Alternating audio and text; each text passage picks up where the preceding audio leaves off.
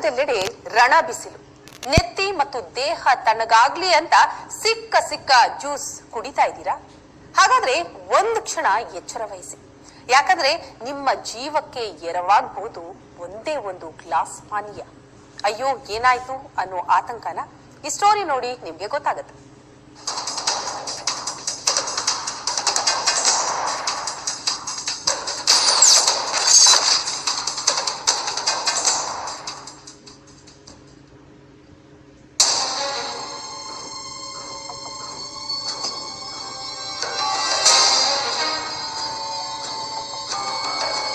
ಬಿಸಿಲಿನಾಡು ಯಾದಗಿರಿ ಜಿಲ್ಲೆಯಲ್ಲಿ ದಿನೇ ದಿನೇ ಬಿಸಿಲಿನ ತಾಪ ಜಾಸ್ತಿಯಾಗಿದೆ. ಹೀಗಾಗಿ ಜನ ತಂಪು ಪಾನೀಯಗಳ ಮೊರೆ ಹೋಗುತ್ತಿದ್ದಾರೆ. ಇದನ್ನೇ ಬಂಡವಾಳ ಮಾಡಿಕೊಂಡ ಜ್ಯೂಸ್ ಸೆಂಟರ್ಗಳು ಬಣ್ಣ ಇರುವ ಹಾನಿಕಾರಕ ಜ್ಯೂಸ್ ಕುಡಿಸುವ ಮೋಸದ ದಂಧೆ ನಡೆಸ್ತಾ ಇದ್ದಾರೆ.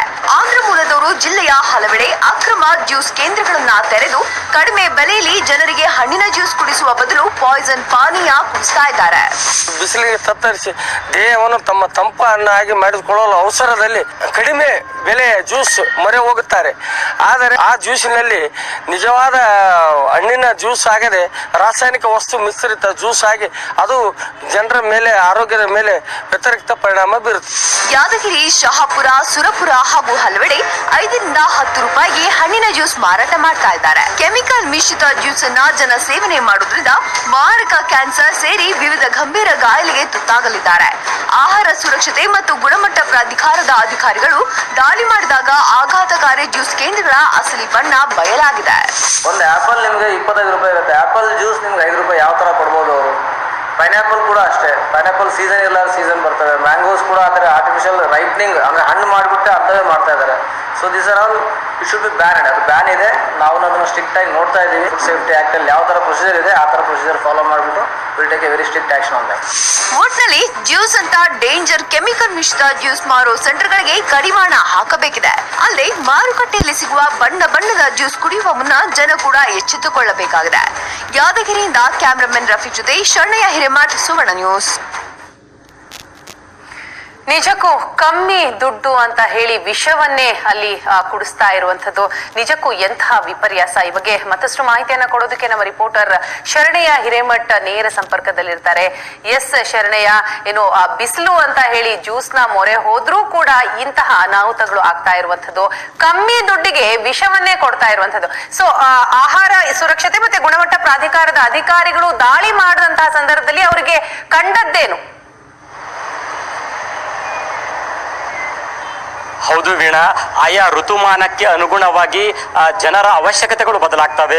ಈ ಜನರ ಬದಲಾದ ಅವಶ್ಯಕತೆಗಳನ್ನೇ ಬಂಡವಾಳ ಮಾಡಿಕೊಳ್ಳುವಂತಹ ಕೆಲವು ಜನಗಳು, ಆ ಜನರು ಏನನ್ನ ಬೇಡಿಕೆ ಇಡ್ತಾರೆ, ಏನನ್ನ ಜನ ಬಯಸ್ತಿರ್ತಾರೆ ಅಂಥದ್ದನ್ನ ನಕಲಿ ರೂಪದಲ್ಲಿ ಅಂದ್ರೆ ಕಡಿಮೆ ಬೆಲೆಗೆ ಅದನ್ನ ಕೊಡುವ ಮೂಲಕ, ಡುಪ್ಲಿಕೇಟ್ ಅನ್ನು ಕೊಡುವ ಮೂಲಕ ಜನರ ಆರೋಗ್ಯವನ್ನು ಕೂಡ ಕಾಳಜಿ ವಹಿಸಲಾರದೆ ಮಾಡುವಂಥದ್ದು. ಇದು ಈಗಿನ ಕಾಲ ಅಂದ್ರೆ ತೀರಾ ಬೇಸಿಗೆ ಕಾಲ, ಸುಮಾರು 42 ಡಿಗ್ರಿ ಸೆಲ್ಸಿಯಸ್ ಬಿಸಿಲು ಹೈದರಾಬಾದ್ ಕರ್ನಾಟಕದಲ್ಲಿ ಕಂಡು ಬರ್ತಾ ಇದೆ.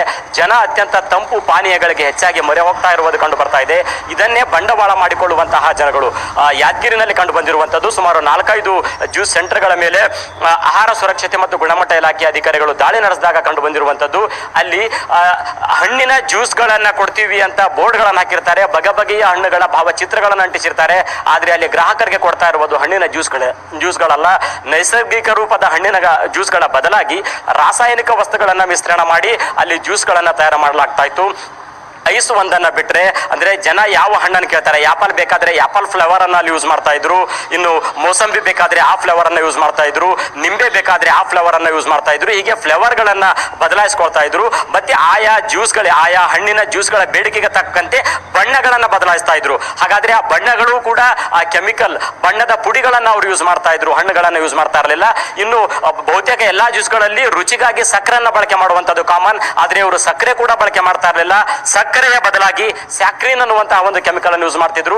ಇದು ಅತ್ಯಂತ ಅಪಾಯಕಾರಿ. ಅಧಿಕಾರಿಗಳು ಹೇಳುವ ಪ್ರಕಾರ ಇದೊಂದು ಸ್ಲೋ ಪಾಯ್ಸನ್ ಆಗಿ ಕೆಲಸ ಮಾಡುವಂತದ್ದು. ಇದು ಕೇವಲ 1 ml ಯೂಸ್ ಮಾಡಿದ್ರೆ ಸಾಕು. ಎಷ್ಟೊಂದು ರುಚಿವತ್ತಾಗಿರ್ತದೆ ಇದು ಅಂದ್ರೆ 1 ml ಯೂಸ್ ಮಾಡಿದ್ರೆ ಸಾಕು. 1 ಲೀಟರ್ಗೂ ಹೆಚ್ಚು ಜ್ಯೂಸ್ ಅನ್ನ ಅವರು ತಯಾರು ಮಾಡಬಹುದು. ಒಂದು ಸಣ್ಣ ಡ್ರಾಪ್ ಹಾಕಿದ್ರೆ ಸಾಕು, ಅಷ್ಟೊಂದು ರುಚಿಯಾಗಿರುವಂತದ್ದು. ಇದನ್ನ ಅವ್ರು ಯಾಕೆ ಯೂಸ್ ಮಾಡ್ತಿದ್ರು ಅಂದ್ರೆ ಸಕ್ಕರೆಗೆ ಬೆಲೆ ಜಾಸ್ತಿ ಆಗ್ತದೆ, ದುಬಾರಿ ಖರ್ಚು ಬರ್ತದೆ.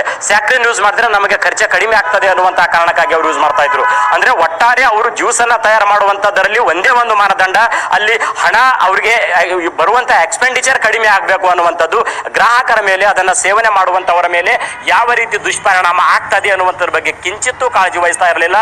ಹಾಗಾಗಿ ಸುಮಾರು 4-5 ಅಂಗಡಿಗಳ ಮೇಲೆ ದಾಳಿ ನಡೆಸಿದಾಗ ಎಲ್ಲಾ ಅಂಶಗಳು ಕಂಡು ಬಂದಿದ್ದಾವೆ. ಈ ಜ್ಯೂಸ್ ಸೆಂಟರ್ಗಳನ್ನ ಇಲಾಖೆಯ ಅಧಿಕಾರಿಗಳು ಬಂದ್ ಮಾಡಿಸಿದ್ದಾರೆ. ಬಹುತೇಕ ವೀಣಾ, ಇದು ಯಾದಗಿರಿನಲ್ಲಿ ಇನ್ನಷ್ಟು ಇಂತಹ ಪ್ರಕರಣಗಳು ಜ್ಯೂಸ್ ಸೆಂಟರ್ಗಳು ಜಾಸ್ತಿ ಇದ್ವು. ಯಾವಾಗ ಒಂದ್ ಕಡೆ ದಾಳಿ ಶುರುವಾಯಿತು, ಇನ್ನಷ್ಟು ಕಡೆ ತಾನೇ ವಿಷಯ ಸ್ಪ್ರೆಡ್ ಆಗಿ ಅಲ್ಲಿ ಅವ್ರು ಬಂದ್ ಮಾಡ್ಕೊಂಡು ಓಡ್ ಹೋಗಿದ್ದಾರೆ. ಈ ಕೆಲಸ ಕೂಡ ಅತ್ಯುತ್ತಮವಾದಂತ ಕೆಲಸ ಅಂತ ಹೇಳ್ಬೋದು. ಯಾಕಂದ್ರೆ ಸುಮಾರು 2 ತಿಂಗಳ ಕಾಲ ಈ ರೀತಿ ಬಂದ್ ಮಾಡ್ಕೊಂಡಿದ್ರೆ ಸಾಕು, ಜನರ ಆರೋಗ್ಯ ಚೆನ್ನಾಗಿರ್ತದೆ. ಬಹುತೇಕ ಇದು ಯಾದಗಿರಿಗೆ ಸೀಮಿತವಾಗಿರುವಂತದ್ದಲ್ಲ, ಕಲಬುರಗಿ ಸೇರಿದಂತೆ ಹೈದರಾಬಾದ್ ಕರ್ನಾಟಕ, ಬಿಸಿಲು ಹೆಚ್ಚಾಗಿರುವಂತಹ ಉತ್ತರ ಕರ್ನಾಟಕ ಸೇರಿದಂತೆ ರಾಜ್ಯಾದ್ಯಂತ ಕೂಡ ಇಂತಹ ವ್ಯವಸ್ಥಿತ ದಾಳಿಗಳು ಇಲಾಖೆಯ ಅಧಿಕಾರಿಗಳು ನಡೆಸಬೇಕಾಗಿದೆ. ಜನರು ಯಾವ ರೀತಿ ದುಡ್ಡು ಕೊಟ್ಟು ಒಂದು ಕ್ಷಣಿಕ ತಂಪಾಗಿರ್ಲಿ, ಬಿಸಿಲಲ್ಲಿ ಸುತ್ತಾಡದಂತ ಸಂದರ್ಭದಲ್ಲಿ ಬಾಯಿಗೆ ತಂಪಾಗ್ಲಿ ಅಂತ ಜ್ಯೂಸ್ ಕುಡಿತಾರೆ, ಅದು ದೇಹಕ್ಕೆ ತಂಪಾಗುವುದಿಲ್ಲ, ಬದಲಾಗಿ ವಿಷವಾಗಿ ಪರಿಣಮಿಸ್ತಾ ಇದ್ದಾರೆ. ಸ್ಯಾಕ್ರಿನನ್ನ ನಿರಂತರವಾಗಿ ಸೇವನೆ ಮಾಡಿದಾಗ ತಕ್ಷಣಕ್ಕೆ ಕಾಣಿಸುವಂಥದ್ದು ಭೇದಿ ಕಾಣಿಸ್ಕೊಳ್ತಾ ಇದೆ ಅನ್ನುವಂಥದ್ದು ವೈದ್ಯರ ಮಾಹಿತಿ. ಜೊತೆಗೆ ಇದನ್ನ ನಿರಂತರವಾಗಿ ಸೇವನೆ ಮಾಡಿದಾಗ ದೇಹಕ್ಕೆ ಸ್ಯಾಕ್ರಿನ್ ಅಂಶಗಳು ನಿರಂತರವಾಗಿ ಹೋದಾಗ ಟಿಬಿ ಮತ್ತಿತರ ಕಾಯಿಲೆಗಳು ಬರುವಂತಹ ಗಂಭೀರ ಸಮಸ್ಯೆ ಬರುವಂತಹ ಸಾಧ್ಯತೆಗಳು ಇರುತ್ತದೆ. ಇಲಾಖೆಯ ಅಧಿಕಾರಿಗಳು ಎಚ್ಚೆತ್ತುಕೊಂಡು ತಕ್ಷಣವೇ ಈ ರಾಜ್ಯಾದ್ಯಂತ ಇಂತಹ ವ್ಯವಸ್ಥಿತ ದಾಳಿ ನಡೆಸಬೇಕಾಗಿದೆ. ವೀಣಾ, ಎಸ್, ಖಂಡಿತವಾಗ್ಲೂ ಶರಣಯ್ಯ ಹಿರೇಮಠ್, ಥ್ಯಾಂಕ್ ಯು ತಮ್ಮೆಲ್ಲ ಮಾಹಿತಿಗಾಗಿ. ಇದೀಗ ಸ್ಥಳೀಯರಾದಂತಹ ಸೋಮಣ್ಣ ಅವರು